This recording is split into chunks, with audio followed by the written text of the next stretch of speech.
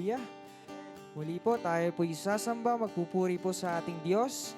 At bago po natin marinig ang salita ng ating Panginoon na dadalhin po sa atin ng ating Bishop Leonardo Bedanya Jr., tayo po ay muling sasamba, magpupuri at out po sa ating Panginoon. Amen.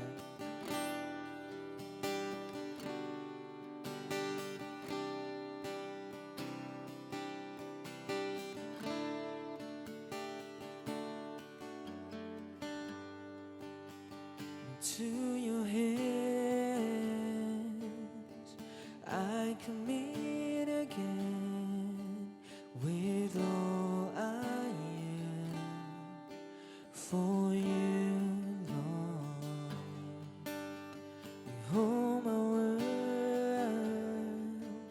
in the palm of your hand, and I am yours forever.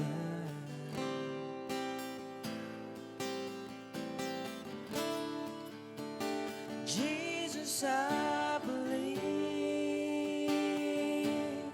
in you. Jesus, I belong to you. You're the reason that I live, the reason that I sing, with all I am.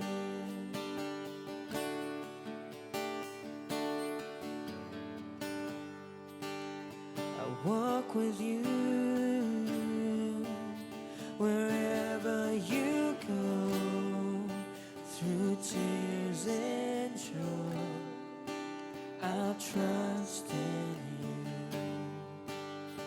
and I will live in all of your ways, your promises forever. Jesus, I believe. Jesus, I believe in you. Jesus, I belong to you. You're the reason that I live, the reason that I sing, with all I am.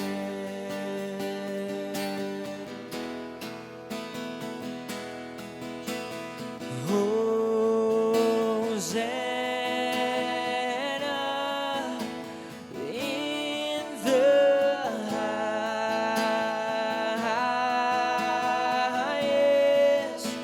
Let a king be lifted up. Let a king be lifted up. Let a king be lifted up. Oh,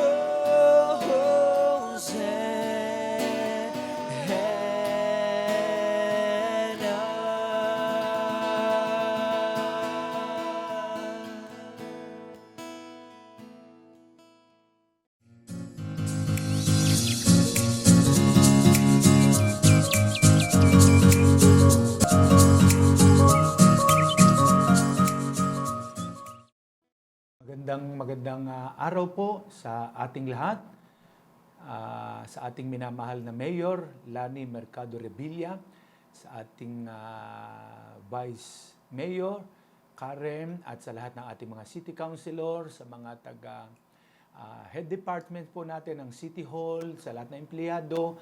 Magandang araw po sa inyong lahat. Narito po tayo sa Faith Community Fellowship ng BCTO.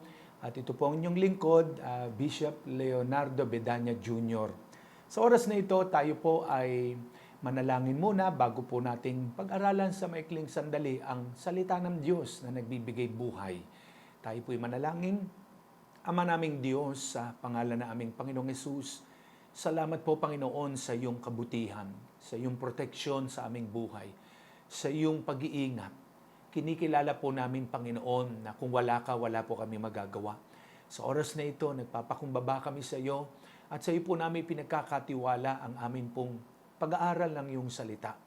Maluwalatit ka't maitaas at ito po ay maitanim sa aming puso at magbunga po ito. Ito po aming panalangin sa matamis na pangalan naming Panginoong Hesus. Amen. Amen. Sa oras na ito, mga kababayan, nais ko pong ibahagi sa inyo ang salita ng Diyos na matatagpuan dito po sa aklat ng Juan, isa sa mga apostol ng Panginoong Hesus, sa aklat ng John chapter 15 verses 1 to 7.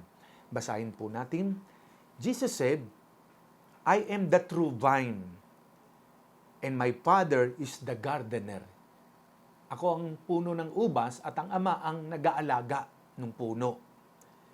He cuts off every branch that doesn't produce fruit. Pinuputol daw ng Ama ang bawat sanga na hindi nagbubunga, hindi nagpo-produce ng bunga. And He prunes the branches that do bear fruit so they will produce much more. So pinuputulan ng Diyos ang mga sanga na nagbubunga para lalong magbunga. You have already been pruned for greater fruitfulness by the message I have given you. Remain in me and I will remain in you. Sabi ng Panginoon, no? From the vine. Because you cannot bear fruit except ye abide in me. I am the vine, ye are the branches. He that abide in me, I in him, the same bringeth forth much fruit. For without me you can do nothing. If a man abide not in me, he cast forth as branch, and is withered, and men gather them, and cast them into the fire, and they are burned. Verse 7, last verse. If you abide in me, and my words abide in you, you shall ask what you will, and it shall be done unto you. Maliwanag po ang aral po ng Panginoong Hesus dito po sa ating binasa. Ang pag-aaralan po natin ngayon is about fruitfulness. Fruitfulness. Ano po? So, dito pa makikita natin na ang ating Panginoon ay nangungusap at nagsasalita sa harapan ng kanyang mga alagad. Ang sabi niya, ako ang tunay na puno ng ubas. At ang Ama ang tagapag-alaga ng puno. No? At siyempre, pag ikaw ay nag-aalaga ng isang halaman o puno, madalas mo itong tinitignan, binabantayan, tinitignan mo kung maayos ang leaves niya, mga dahon, yung branches niya, yung mga sanga, at ayaw mo na ito'y dapuan ng mga uod o ng mga hayop kasi sisirain niya ito. No? Yung mga peste na yan, it's symbolizing the devil na sumisira doon sa halaman. But Jesus said, I am the true vine. Ako yung puno. No? At ang Ama yung nag-aalaga ng puno. At yun naman pong branches na tinutukoy dito is no other than the believers of Jesus Christ. Tayo po yun. Ang lahat ng sumasampalataya sa Panginoong Hesus, tayo po yung kanyang branches, mga sanga. At ang sabi rito sa binasa natin, bawat sanga na hindi nagbubunga na nakakabit doon sa puno, pinuputol ng Ama dahil walang pakinabang, hindi nagbubunga. At yun naman po daw sanga na nakakabit sa puno na nagbubunga, pinuputulan para lalong dumami ang bunga. No? Yan po. No? Sabi ng Panginoon, manatili kayo sa akin at mananatili ako sa inyo dahil wala kayong magagawa at kung wala kayo sa akin. Sabi niya. So, kailangan po tayong manatili sa Panginoon. No? So, dalawang bagay po ang nais ko ibagi sa inyo rito na sikreto para po tayo ay magbunga as a Christian, as a believers of Jesus Christ. Unang-una po, Jesus said, abide in me and I in you. Because apart from me, you can do nothing. So number one po, para tayo patuloy na makaranas ng pagbabago ng buhay, kalapitan ng Diyos, kasiyahan sa pamilya, kaligayahan, kagalakan, tunay na pag-ibig na galing sa Panginoon, sabi niya, abide in me. So this is the number one secret of fruitfulness. Para po tayo as a believers, as a Christian, makita po sa atin yung bunga ng isang tunay na Kristiyano na nakikita po sa buhay yung kanyang pagiging makadiyos. Dahil nga po, marami nagsasabi, Hindi na ako kailangan makinig ng aral ng Diyos o mag-Bible study o makinig sa isang preacher o pastor. Ako naman ay Kristiyano, pero yung sinasabi niyang pagiging Kristiyano ay hindi makita sa buhay sa araw-araw. No? Sapagkat ang tunay pong may Kristo sa puso at ang isang taong tunay na may personal na relasyon sa Diyos, nakikita sa kanya yung karakter ng Panginoon, yung bunga ng Holy Spirit sa kanya. Na ang bunga ng Holy Spirit ay nandiyan po yung love, no? Andiyan po yung peace, yung joy, no? Meron siyang kapayapaan, kagalakan, kabutihan, pagpipigil sa sarili, katapatan. Yan po yung bunga ng Espiritu Santo. At hindi lamang po yun, nakikita sa kanya dahil nga siya'y nananatili sa Panginoon, sa aral ng Diyos, nakikinig siya ng aral ng Panginoon, makikita sa kanya yung tunay na pagbabago ng buhay. No? Kaya ang sikreto, ang sabi roon, manatili tayo sa Panginoon. No? Madaling sabihin Kristiyano, pero marami po ay hanggang bibig lang. No? Pero hindi po makita sa gawa o pamumuhay sa araw-araw. Kaya nga po ang isang tunay nating makikitang taong tunay na may relasyon sa Diyos at nakikilala ang Panginoon sa tama't Bibliang paraan, nakikita sa buhay niya, sa kanyang araw-araw na buhay, sa kanyang pamumuhay, ang kaluwalhatian ng Panginoon. So kaya mahalaga pong manatili sa Panginoon. Sa paanong paraan? Through hearing the Word of God. Kagaya po ng ginagawa ninyo. No? Salamat kay Madam Mau, diyan po sa DILG. Salamat sa inyong patuloy na pagsubaybay at sa mga head department. Salamat po. No? At alam po namin na ito pong inyong pakikinig ng salita ng Diyos, ito po ay dumadaloy po sa ating kaluluwa, sa ating spiritu, ang presensya ng Diyos, ang yakap ng pag-ibig ng Panginoon, ang kanyang comfort, ang kanyang biyaya, ang kanyang pag-ibig. Dahil po, sinabi ng Panginoon sa Matthew 4:4, ang tao hindi lamang nabubuhay sa tinapay, kundi sa bawat salitang namumutawi sa bibig ng Diyos. So, kailangan po natin itong pakinggan at basahin dahil ito nga po ay salamin ng ating buhay. Dito po natin makikita ang anyong panloob natin. Kapag tayo pinagsasalamin sa literal na salamin, nakikita natin ang buhok natin, ang mukha natin, inaayos natin, pero yung loob naman po natin, ang salamin po nito ay ang salita ng Diyos. Kaya sabi ng Panginoon, no, upang ikaw ay magbunga at lalong dumami yung bunga mo, magkaroon ng tunay na pagbabago sa buhay, no, na makita ang pag-ibig, ang pagmamahal, ang kabutihan, ay manatili tayo sa Panginoon, sa Kanyang aral. No? Ayan po. So mahalaga po yun na tayo manatili kay Kristo. Sa Kanyang salita, ito po'y basahin natin, pakinggan, bigyan ng oras at panahon, at doon habang tayo ay nagbibigay ng panahon sa Panginoon, mararamdaman natin sa sarili natin, binabago tayo ng Diyos dahan-dahan. Ayan. No? So yan po yung una, abide in me, Jesus said. Because apart from Him, wala po tayong magagawa kung wala ang Panginoon sa buhay natin. Kaya maraming tao ngayon sa paligid natin, sa mundong ito, patuloy na nabubuhay sa kasalanan, nabubuhay sa dilim, nabubuhay sa maling gawain, na parang okay lang sa kanila ang gumawa ng masama, ng kasalanan, manloko, mandaya, magsinungaling, no? Parang ano na lang sa kanila yon na gawinan nila yon, no? Pero ito po ay isang kasalanan sa harapan ng Diyos. Kaya kapag tayo pinanatili sa Panginoon, unti-unti, dahan-dahan, nadadama ng isang tao yung pagbabago sa buhay niya. Dahil siya'y nananatili sa Panginoon. Bilang tayo po yung mga branches, si Jesus ang puno at ang Ama ang nag-aalaga ng puno na yon. Binabantayan niya, no? So inaalagaan niya yung puno at kasama po tayo doon bilang branches ng puno na yon, no? Pangalawa, na sikreto upang tayo po'y magbunga, no? Pangalawa ay yung tinatawag na pruning, no? Ano po yung sinabi ng binasa natin? Sabi ni Jesus, every branch in me that bear not fruit, He take it away, no? Or He cuts, and He prunes the branches that do bear fruit. Yan, pinupruning. Kakaroon ng tinatawag na pruning o pagpuputol, pagtatabas, upang lalong dumami yung bunga niya. So, ito po ay sikreto para tayo po'y maging fruitful, maging kapaki-pakinabang, maging blessing tayo sa kapwa natin, sa kasamahan nyo sa trabaho sa opisina, ay magkakaroon po sa buhay natin dahil nanatili tayo sa Panginoon, magkakaroon ng tinatawag na pruning. Mararamdaman nyo yung pagtatabas ng Panginoon, di po ba? Pagka ikaw may halaman o puno o madamo sa paligid, tinatabasan mo yun, inaalis mo yung mga hindi magagandang halaman o dahon, o maging sa isang puno, tinatabas mo yung mamamatay ng sanga or dahon, tinatanggal mo siya, lalo yung sanga, at isang araw makikita mo may susuay dyan, no? Na panibago. Kasi nagkaroon ng pruning. Yan.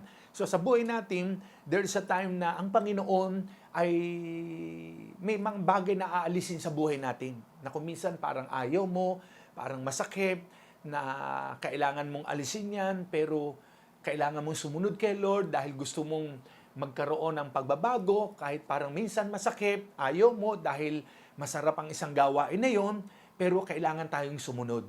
Dahil yon ang proseso ng Diyos para tayo ay maging fruitful, no? Lalo pa tayo magbunga. So kaya importante po sa isang tao na para maranasan niya yung fruitfulness of life, yung buhay na mabunga, buhay na dinadaluyan ng buhay na masaya, panatag, payapa, no, walang takot, at ang buong pamilya ngayon, lalo na po sa panahon na ito na may COVID-19, ay manatili tayo sa Panginoon. At kapag tayo nanatili sa Kanya, magkakaroon ng pruning. May mga bagay sa buhay natin na tatanggalin ng Diyos, no? Na minsan masasaktan ka, minsan parang ayaw mo, pero dahil yan ang nais ng Diyos, na alisin yung ganong halimbawang ugali, pagsisinungaling, ugali na panloloko, ugali na, halimbawa, imbis na ang time ng pasok ng trabaho, 8:00, no? Magnanakaw ka ng time na 1 oras, mawawala ka sa trabaho, no?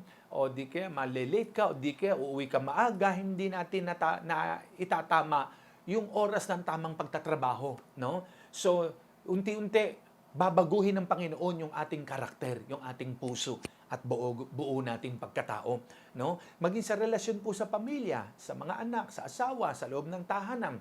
Kung may mga bagay na kung minsan ay may mga pamilya, hindi nagkakasundo, may problema ang magulang sa anak, no? Madalis kang magalit, sumigaw sa kanya, unti-unti, tuturuan tayo ng Panginoon para mabago yung buhay natin, no? At mararamdaman nyo po yan dahil nanatili tayo sa Panginoon. Kaya anuman po yung problema natin sa tahanan, sa pamilya, sa bahay, sa sarili natin, maging sa work, no? Dahil nanatili tayo sa aral ng Panginoon, siya po ang kikilos. So, tutulungan niya po tayo, sasamahan tayo ng Diyos at hindi niya po tayo pababayaan, no? So, dalawa lamang po ito, secret of fruit bearing, para po tayo maging mabunga po at daluyan ng buhay ng Panginoon, no? Manatili tayo kay Kristo. Ano po ang sabi niya sa John 15:7? If you abide in me, yan, and my words abide in you, ask what you will and it shall be done unto you. Pag nanatili tayo sa Panginoon at ang salita niya ay nasa atin na natili, hingin daw po natin ang kahit ano at ibibigay niya. Kahit ano, meron kayong kahilingan, nais nyo ng kagalingan sa maaring may diabetes kayo, arthritis, ulcer, anumang uri ng sakit, madalas kayo na high blood, Jesus the healer. All things are possible unto Him. Wala po imposible sa Kanya. Meron kayong problema sa anak o ano man ang inyong problema, sabi ni Jesus, abide in me and I in you. No? If you abide in me, my words abide in you, ask what you will. Hilingin po natin sa Kanya kung ano po ang naisin nyo. No? Magdasal po tayo at kasama nyo po ako sa panalangin para sa inyong pamilya at sa inyong buhay.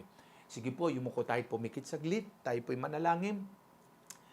Amang Diyos na makapangyarihan sa lahat, sa pangalan po na aming Panginoong Hesus, narito po ang aming mga kababayan, ang mga empleyado ng City Hall, ang mga head departments, Lord, ang aming mayor, ang mga city councilor. Father, I pray, may your protection be upon them.